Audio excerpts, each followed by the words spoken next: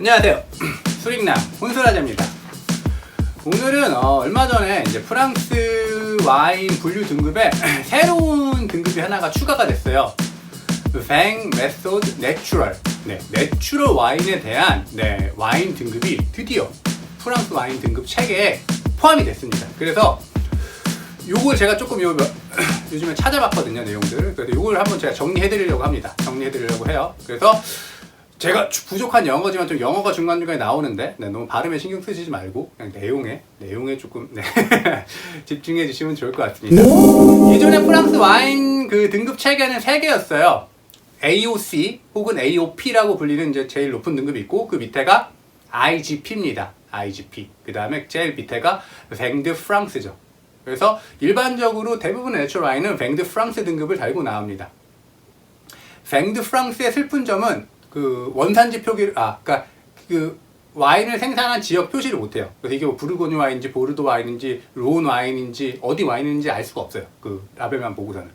요 얘기는 나중에 또 따라 한번 해보겠습니다. 하여간 근데 이제 그 3개 Vin de France, IGP, AOC 요거 3개에다가 추가로 이제 뭐가 생겼어요? Vin Method Nature 이렇게 생겼습니다. 요 등급이.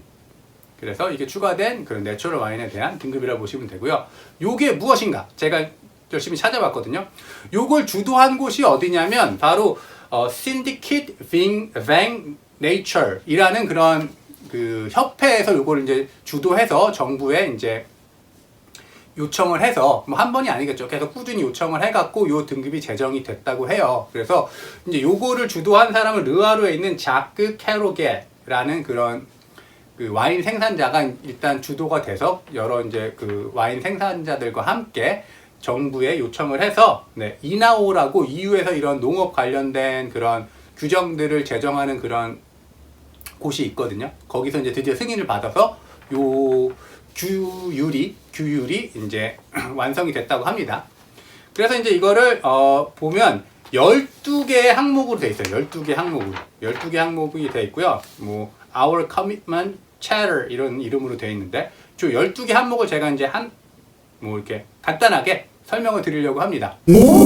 자, 그럼 일단 1번 항목을 보시면 1번 항목은 100% of the grapes intended for wine that claims to be Vin Method Nature must be from sincerely organic farming with certification 이렇게 돼 있어요. 그리고 정리하면 이제 그 Vin Method Natural이라는 카테고리에 들어가기 위해서는 와인에 사용되는 포도가 전량 인증된 유기농 공법으로만 재배된 포도를 사용해야 된다는 거죠. 그 유기농 올게닉 그 인증을 받은 포도로만 이 와인을 만들어야 된다는 겁니다. 뭐 이거는 기존 내추럴 와인 메이커들 이미 다 하고 있었던 부분이에요. 사실은 뭐 새로울 거 없고요. 그 다음에 컨벤셔널 와인에서도 내추럴은 아니지만 올게닉으로 농사를 짓는 사람들이 많이 있죠. 특히 뭐 부르고뉴 같은 데는 올게닉으로 하는 데들 되게 많습니다. 이렇게 막 말이 쟁기 끄는 그런 사진들 많이 보셨잖아요. 그래서 뭐 이 올게닉 파밍은 내추럴뿐만 아니라 컨벤셔널 와인 쪽에서도 조금 자기네 그 농사에 관심이 있는 그런 생산자들은 이미 하고 있었던 부분이긴 합니다. 2번 The harvest is manual 이렇게 돼 있어요. 그래서 수확은 다 손으로 해야 된다는 거죠. 이것도 마찬가지로 컨벤셔널 와인에서 좀 와인 만드는 사람들은 다 이미 손수확하고 있었어요. 기계로 그냥 훑고 가면 와인이 후두두둑 떨어져서 빠르긴 하겠지만 와인이 막 다 뭐 찢어지고 눌리고 다치겠죠. 그리고 막 잎사귀랑 줄기도 다 같이 들어오고. 그러니까 내가 정말 어떻게 힘들게 기른 포도인데 그 포도를 막 기계로 훑어 하나하나 따는 거죠. 그러니까 이것도 사실은 뭐 되게 새로울 건 없어요. 그 다음에 3번 The wines are vinified only with indigenous yeast. 요게 재밌습니다. 자, vinified는 술을 만든다는 뜻이에요. 발효시킨다는 뜻. 근데 발효를 시키는데 only with indigenous. indigenous가 뭐예요? 토착의, 자생의 이런 뜻이죠. 그러니까 토착 효모만을 사용해서 발효를 시켜야 된다는 거예요. 와인을 만들 때. 요게 재밌는데요. 자, 이것도 사실 컨벤셔널 와인 만드는 메이커들 중에 특히 부르고뉴 같은 데는 이미 다 그냥 토착 효모만 씁니다. 포도 잎사귀나 포도 껍질에 묻어있는 그것만 써요. 추가적으로. 네. 그러니까 이거의 반대말은 뭐야? 공장에서 만들어낸 상업용 효모를 쓰지 않는다는 거예요. 가루로 된 분말 효모도 있고요. 액체로 된 액상 효모도 있습니다. 그래서 인터넷에 뭐 그런 와인 효모 찾아보시거나 뭐 바롤로 이스트 아니면 뭐 벌건디 이스트 찾아보시면 벌건디 와인의 맛을 내주는 그런 효모들이 팝니다. 그리고 바롤로 와인의 맛을 내주는 효모들이 팔아요. 그래서 그런 걸 넣으면은 네, 약간 뭐 제비꽃 향이 난다거나 뭐 그런 가죽 향이 난다거나 라즈베리 향이 난다거나 그런 캐릭터를 와인에 부여해줄 수 있다고 합니다. 그래서 생산자가 원하는 그런 맛들을 내가 키웠던 포도랑 상관없이 와인에 부여해줄 수 있는 특징이 있는 거죠. 그런 공장표 효모를 쓰시면, 상업 효모를 쓰시면. 근데 전 세계적으로는 그런 상업 효모를 쓰는 와이너리가 더 많다고 해요. 이 토착 효모를 쓰는 것보다. 근데 이제 아까 말했듯이 좀 잘 만든다는 생산자들은 토착 효모를 많이 씁니다. 키슬러 아시죠? 나파에. 키슬러에 가서 웹사이트 보시면 우리는 인디저너스 이스트를 쓴다 그렇게 막 그런 게 써 있어요. 자기네 그 와인 메이킹 이런 것 중에. 그러니까 그런 나파밸리의 큰 와이너리들도 조금 잘 만든다 싶은 데들은 인디저너스 효모, 토착 효모를 쓰는 곳도 있습니다. 뭐 벌건디는 말할 것도 없고요. 자, 4번부터 재밌어져요. No additional ingredient is added. 그러니까 어떠한 첨가제도 사용될 수 없다라는 거예요. 어떠한 첨가제도.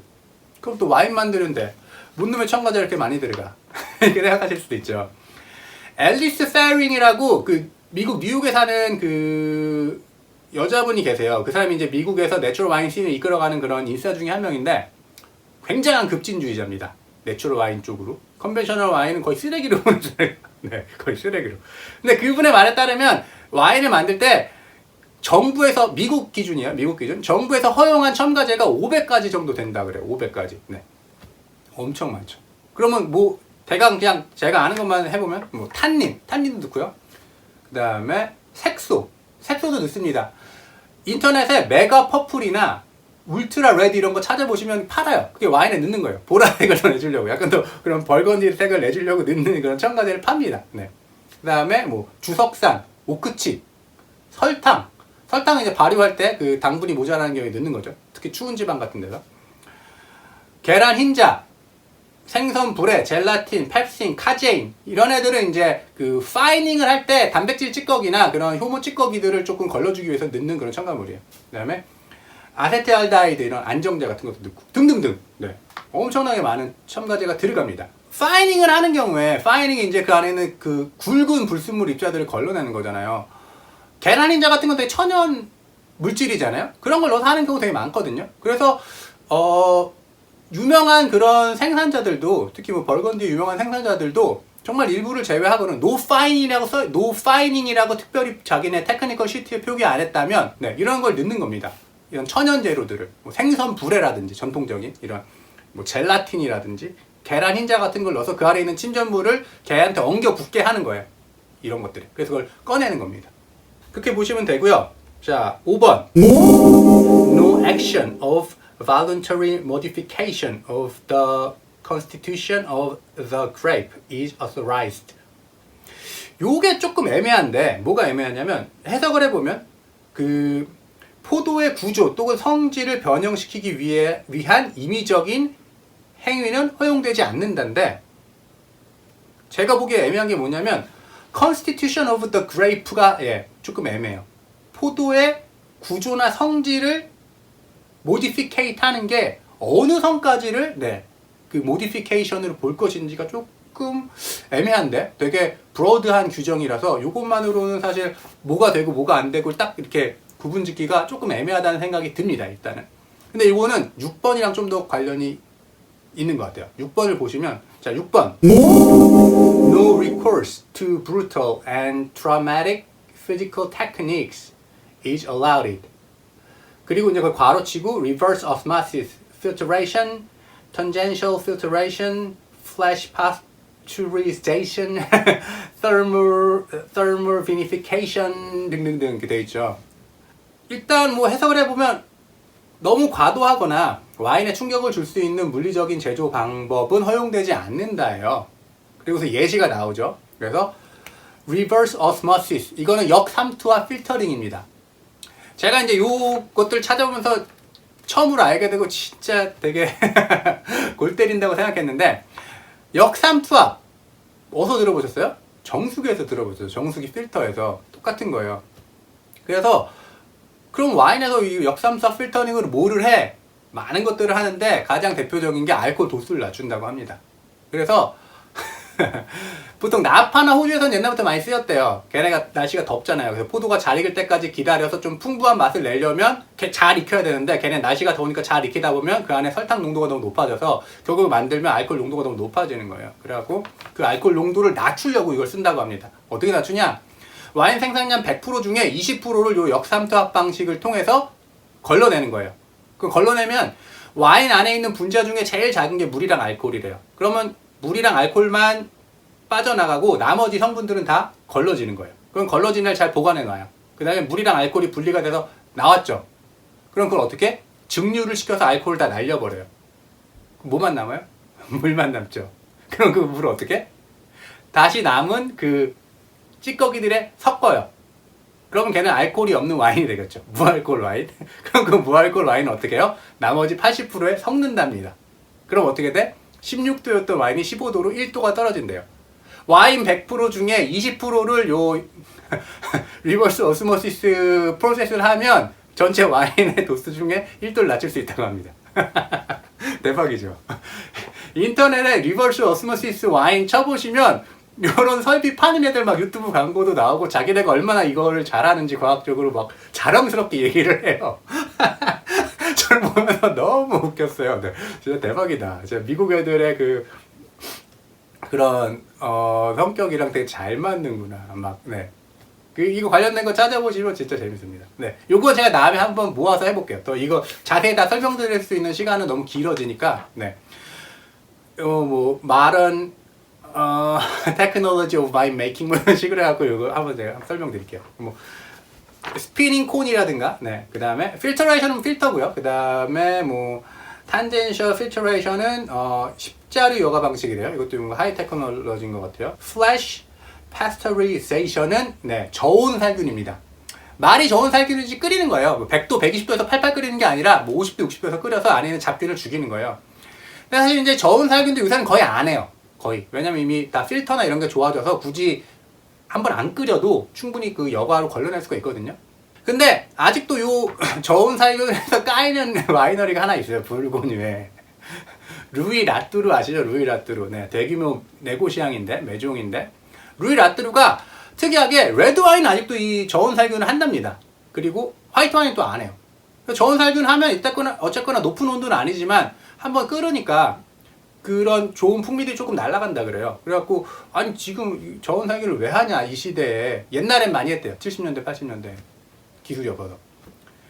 근데 지금은 거의 안 하는데 루이 라뚜루는 아직도 그걸 한다고 합니다. 그래서 싸죠. 루이 라뚜루 레드 와인들이 보시면 그랑크리 같은 것도 되게 쌉니다. 이런 이유가 있어요. Thermovitrification은 발효 과정에서 가열을 해서 온도를 올려주는 거예요. 막 50도 60도는 아닌데 뭐 한 30도 이렇게. 그렇게 해서 특히 레드 와인 만들 때 많이 쓰는 방식인데, 그래서 약간 높은 온도에서 발효를 시키면 발효가 조금 빨리 진행이 되고요. 그래서 그 안에 있는 여러 가지 성분이 좀 더 빨리 추출이 돼서 색깔도 좀 더 진해지고 탄닌감도 좀 더 강해진다고 합니다. 그래서 임팩트 있는 레드 와인을 만들기 위해서 많이 사용되는 그런 그 방식 중에 하나가 바로 이 thermovinification이라고 합니다. 근데 이것도 이제 사용이 안 되는 거죠. 내추럴 와인에서. 사실 이것도 보시면 바롤로 같은 경우에 저온 치명을 하잖아요. 벌건디 와인들도 저온 치명을 하잖아요. 그래서 이거 항상 그런 건 아니에요. 조금 볼드하게 만들고 싶은 와인들은 좀 이렇게 하는 것 같은데, 그게 아니라 조금 이렇게 섬세하게 피네스를 추구하는 와인에서는 이 방식을 쓰지는 않는 것 같지만 어쨌거나 이것도 레드 와인을 만드는 방식 중에 되게 일반적인 방식 중에 하나라고 합니다. 그래서 어쨌거나 이런 기타 등등의 과도한 와인 메이킹 프로세스는 안 된다는 겁니다. 그 다음에 7번 No sulfite is added before and during fermentation. Possibility of adjustment of the odor of SO2 less than 30 mg per liter total.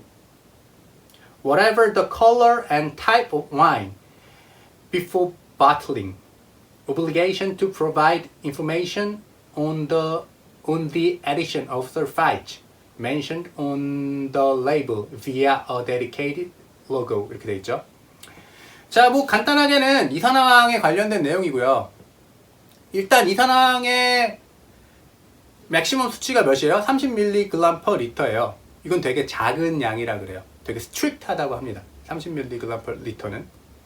그래서 그 이자벨 아줌마 있잖아요. 그 내추럴 와인 책 쓴 아줌마. 그냥 살롱 옷때도 한국 오셨었죠. 그분의 말을 빌리면 그 이자벨 아줌마도 그 여러 가지 와인, 그 내추럴 와인 페어를 주관하시는데 거기서는 70mg/L까지는 허용해준대요. 근데 30mg/L로 이제 그 제한을 준 건 되게 스트릭트한 규정이라고 하더라고요. 근데 뭐 안 넣고 만드는 사람들도 있으니까 뭐 이걸 이제 좀 봐야겠죠. 근데 여기서 흥미로운 사실이 뭐냐면 두 가지가 있습니다. 자, 일단 no sulfite is added before and during fermentation이에요. 그러면 fermentation은 그 알코올 발효를 하는 거잖아요. 그러면 before fermentation이면 알코올 발효하기 전에 이산화황을 넣나? 넣습니다. 언제? 착즙할 때. 착즙할 때 사실 되게 많이 넣어요. 이산화황을 넣는 경우가 많아요. 왜냐하면 착즙할 때부터 조금 와인을 보존을 해야 될 필요성이 있기 때문에 네, 이산화황을 넣습니다. 그리고 특히 그 공장표 효모를 쓰는 사람들 있잖아요. 생산자들. 그런 사람들은 착즙할 때 100% 넣습니다. 왜냐면 토착효모를 다 죽여버려요. 그래갖고.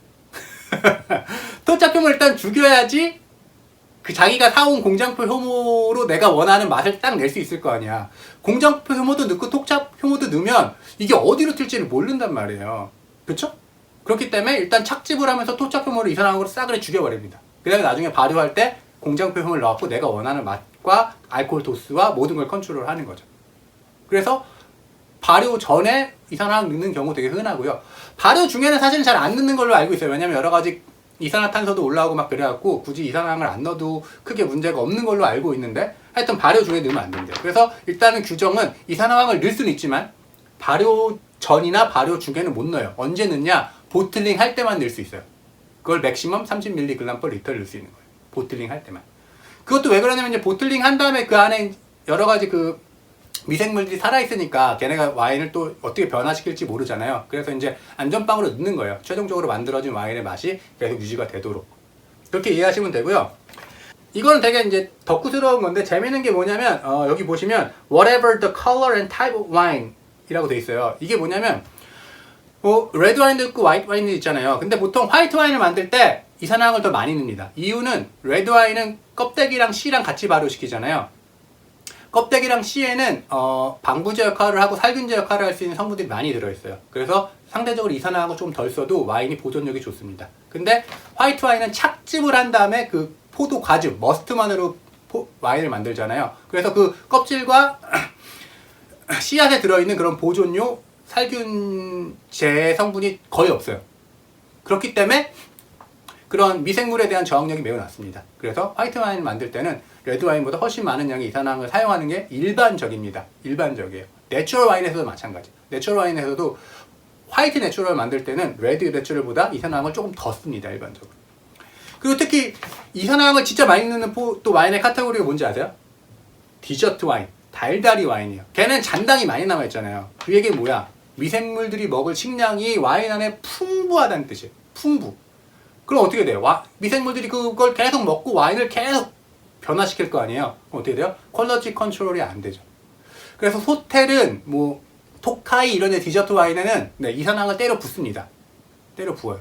그리고 실제로 그 AOC 규정에 컨벤셔널 와인도 이산화황의 맥시멈 제한이 있어요. 뭐 무제한으로 넣을 수 있는 건 아니에요. 근데 그게 제일 높은 게 바로 그 디저트 와인들입니다.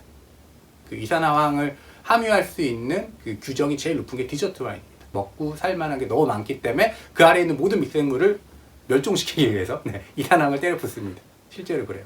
그래서 내추럴 와인 중에 제일 만들기 어려운 게 달달이 내추럴이에요. 달달이 내추럴. 어디로 튈지 몰라요. 그 안에 있는 미생물들이 이걸 계속 먹고 와인이 변화시키니까. 그래서 내추럴 와인 중에 달달이 내추럴이 별로 없잖아요. 되게 귀해요. 귀하고 되게 비쌉니다. 그 이유가 이것 때문에 그렇습니다. 이런 이유 때문에. 그렇게 참고해 두시면 될 것 같아요. 그리고 이제 요거 보시면 이산화황을 넣고 안 넣고에 따라서 또 그 레이블에 쓸 수 있는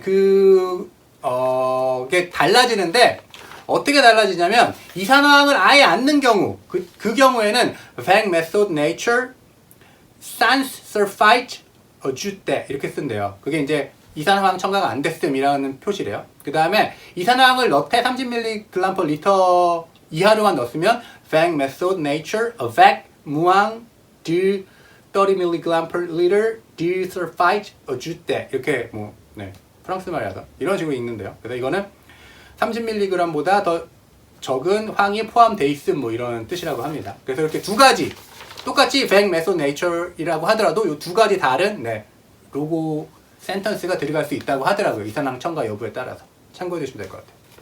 자, 그래서 7번까지가 7번 12개 중에 7개가 와인을 만드는 과정에 대한 그런 레귤레이션이었어요. 나머지는 협회 운영에 관련된 겁니다. 빨리빨리 넘어갈게요. At a nature method wine fair, the winemakers and as well as the organizer agreed to present the chatter alongside the bottles. Independent wine merchants are encouraged to do the same as far as possible within their establishment. 이렇게 되어 있는데, 요건 제가 뭐 대강 생각해보니까 이제 이 Vang method nature 여기에 이제 인증을 받고 이 협회에 소속이 되면, 네. 내추럴 와인 행사에 나갔을 때 통상된 이 소속된 와인 생산자나 이제 행사 주관자들은 이 Vang method nature 이 규정을 전시된 와인과 함께 거기다 이제 같이 배치해 놓자는 거예요. 배치해 놓자라는 게 이제 요 얘기고, 그 다음에 이제 독립적인 그런 와인 머천트나 이런 사람들, 소속되지 않은 사람들도 그 행사에 참여했을 때는, 요 행사에 참여했을 때는 그 규정집들을 같이 전시해 놓기를 네, 권장받는다. 뭐 요런 얘기입니다. 9번은 use of an identification logo. 정해진 로고를 사용하라는 거죠. 네. 요 로고입니다. 요 지금 보시는 로고. 요걸 사용하라는 거예요. 와인 레이블에. 그 다음에 10번은 조금 해석하기가 까리한데, The commitment will be made during the commercialization by a declaration on honor once the office of the syndicate has given its go-ahead.